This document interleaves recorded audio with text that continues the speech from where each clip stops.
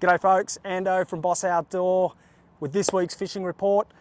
I'm going to jump on the tinny and have a flick while I'm presenting this report to you, and guess what? You're coming with me.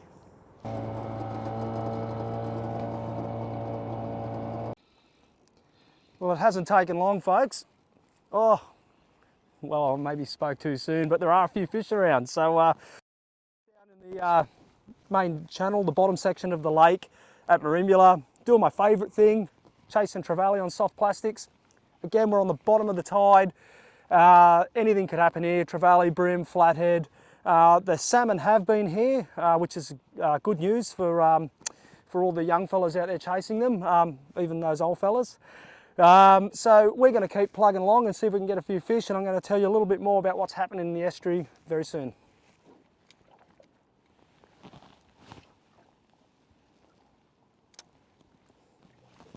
Right, so Aaron, you've hooked yourself a nice fish, mate. Yeah, nice one.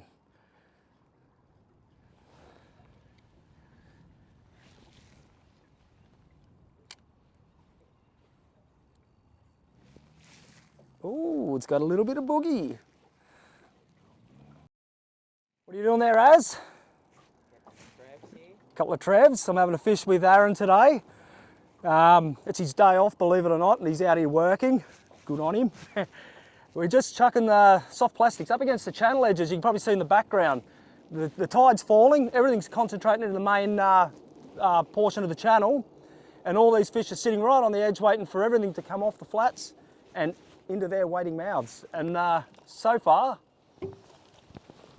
so good. That's a lovely little fish, mate. What did you catch him on, mate? 3-inch slim swing.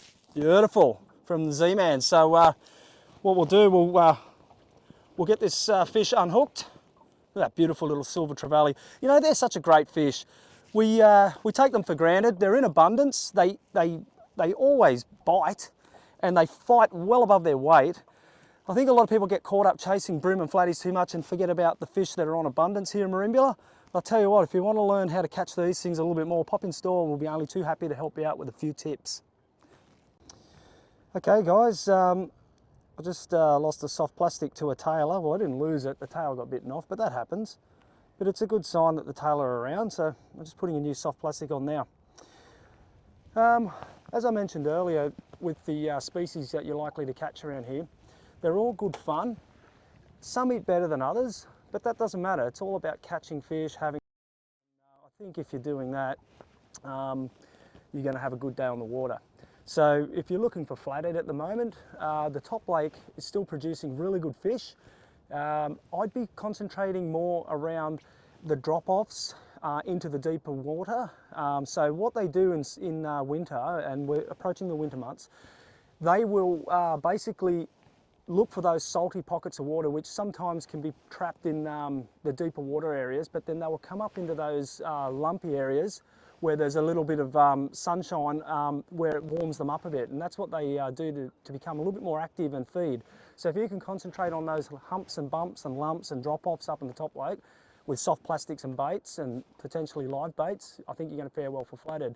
Don't be surprised if you still, you know, might bump into a jewfish up there.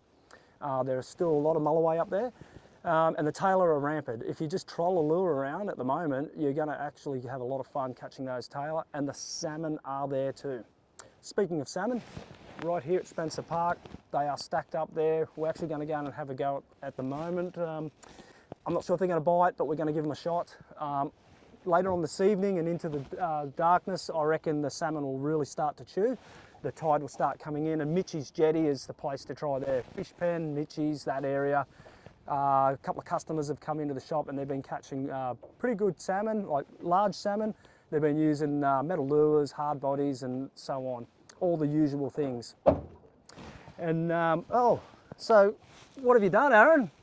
You want me to net that for you? How rude of Aaron.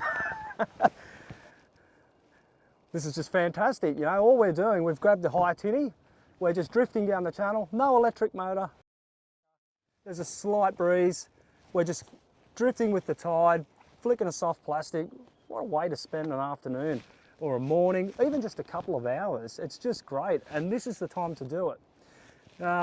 let's speak of what other species we can catch while we're down here. The brim. Now, as we came down the channel, we passed a guy who's anchored up in Burling. Now, he's fishing for brim. So anywhere along these channels at the moment, if you anchor up and burley, you're probably going to fare well with a few nice brim. And again, we've had some customers come into the store saying that the brim fishing's red hot at the moment, so maybe give that a shot. I'm going to give Aaron a hand and we'll get back to it in a minute. That's another lovely trevally, mate, from the bottom end of the channel. We're going to release this fish up and I'm going to show you the lure, or the soft plastic that Aaron's been using to catch these beautiful fish. It's basically it there, folks. It's a little paddle tail, it's a slim swim. It's in bloodworm colour, and that's 6 pound leader, I believe. Yep. 1/8 of an ounce jig. Beautiful, it's doing the trick. I reckon, since you're red hot at the moment, mate, I reckon you get that back in the water, and I'm going to talk about other things while you catch more fish.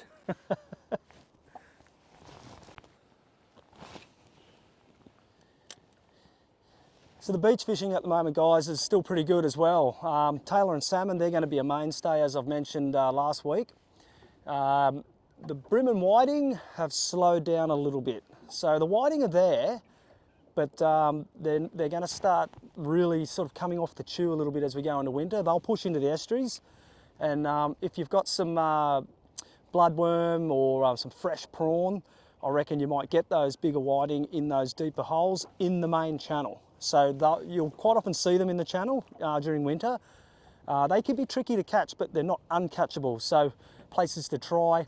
I'd be getting in close to the weed onto the sand. Those transitions, dropping the anchor, getting a little bit of burley in the water, and basically fishing for them like I guess you would in Port Phillip Bay or Western Port, where you're going to put some burley in the water and fish baits on the bottom and wait for them to come to you. Typically that's not the way we do it here in New South Wales, but it seems to work for those winter whitings, so give that a shot too. On the rocks, the drummer are on. I'm going to actually have a fish with Brenton later on. We'll do a bit of filming there and we'll show you how to catch these rock blackfish or drummer. They're just fantastic fun, and I can't wait to do that segment. But places to try again: Short Point, Long Point, Shearer Headland. It doesn't matter where you go for drummer. Find a wash and just be careful of the swell, because it can be a very dangerous sport. Wouldn't hurt to wear a PFD as well, just for that extra safety. Always tell someone where you're going to if you're, oh, thought I had a fish on then. Always tell someone where you're going if you're going rock fishing. It's always a handy thing to do. Out on the bay, at the moment, it's sort of in that transition where the snapper are coming in, and the pelagics are starting to leave us, such as the bonito and so on. So there are still a few bonito around. Leaf and Cara caught some the other day. They got snapper, flathead, mowong and bonito, and a few gummy sharks. So they had a really good mixed bag. Drifted around, bottom bashing with some baits. Fantastic. Myself, I've been doing a lot of soft plastic fishing for snapper, and we'll touch on that a little bit later in the segment, and I'll show you a couple of images of the fish we've been catching, but it's pretty good. I'm buzzing about the snapper at the moment, so I won't talk too much about that right now. The flathead, Twofold Bay, out off Leonard's, coming back to Marimbula, out off Long Point, and Chura, obviously Chura, worked that 40 metre mark. There's a lot of sand flathead there, and they're good size. A couple of them, you know, around that 50 centimetre size, which they just yield two beautiful fillets, and they're plentiful. And as I mentioned before, a few gummy sharks thrown in the mix, so maybe might pay to have a bigger bait just floating around out the back and pick up one of those gummies. If there's small ones around, I mean, have a look at the size of them. You've got to be fair. If they're a small gummy and they've got a bit to grow, do the right thing and let them go, just as a leaf did. You'll see that footage now. So the tide has almost come to a standstill, and that's the perfect time to get those soft plastic bouncing down on the bottom for those flatties. Yeah, he's a nice little fish. Thanks, mate. Oh, he's just spat out a little juvenile snapper. Look at that. That's what he's been eating. Well, he was eating. I've just disturbed his afternoon supper. But the fish itself, he's probably about 40 centimetres.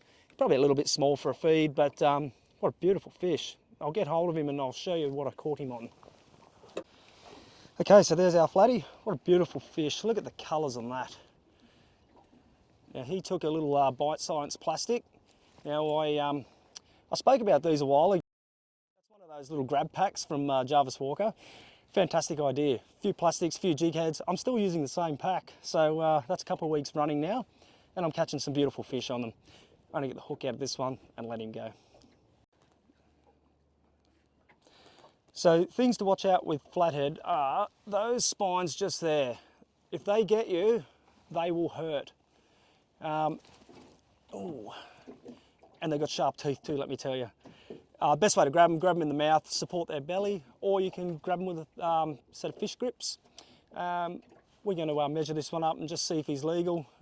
We might take him for a feed, but if he's borderline, we'll let him go and we'll fish for something else.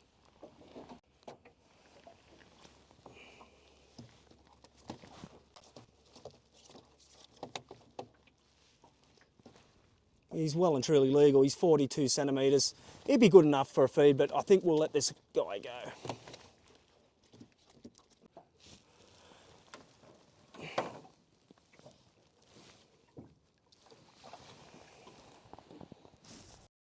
So on the trout fishing front, there have been a few fish going up, but they're really cagey.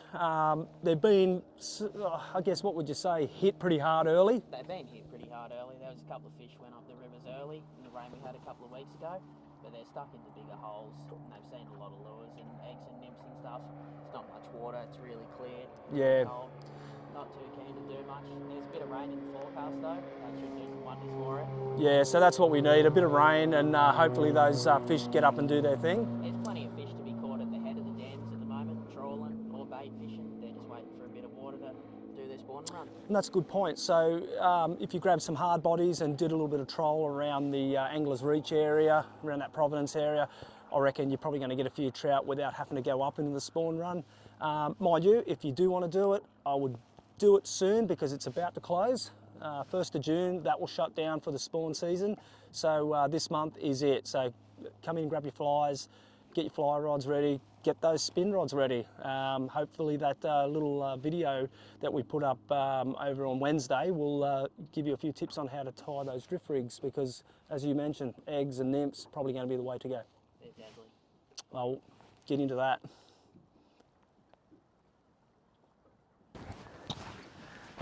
Well, no estuary fishing session is complete without dropping a few crab pots. And that's exactly what we're about to do. There are a heap of blue swimmers still around. So Aaron's going to set those up and I'm going to talk about those snapper. So those fantastic snapper that I've been chasing, and a few others for that matter, I've been chasing them on soft plastic lures and I've been using a few different variants and varying the head sizes as well. So anything with a paddle tail, I've been using a 1/2 ounce jig, and anything with a straight sort of jerk shad profile, I've been using a 3/8 ounce jig, matching those with 4/0 hooks. And I'm finding that a really good combination for getting these nice snapper. Places to try. There are an abundance of washes and headlands on our coastline, but at the moment, I did really well off North Head at Eden, and I'm fishing about 20 metres of water. And basically what I'm doing is I've got 2 rods working. I'm casting one out and putting in the rod holder and just letting that bounce around on its natural accord while I'm working the other one, flicking it up and down, letting it plummet and searching for that active fish. Both methods were working, which is great. Given there's a snapper comp coming up, the Merimbula Big Games and Lakes Angling Club are hosting at the end of the month. Now's the time to get out and start searching for all those potential grounds to get onto those big reds. There are plenty there, and if you want to know any more about how to catch those big snapper, come in and see us at the store at Boss Outdoor, and we will only be too happy to help you out. Well, that's our fishing report for this week, guys. But before we go, I just want to give a big shout out to our staff member, Franz Koeman. He's leaving us at the end of the week, heading back down to Victoria. He's going to be missed. He's a great guy, so we want to wish him all the best on behalf of all the staff at Boss Outdoor. Good on you, Franz. Stay in touch, mate. And if you need any more information on how the river's fishing, how the lake's fishing, how the surf, rocks, offshore, crab report, anything, come into Boss Outdoor so we can hook you up.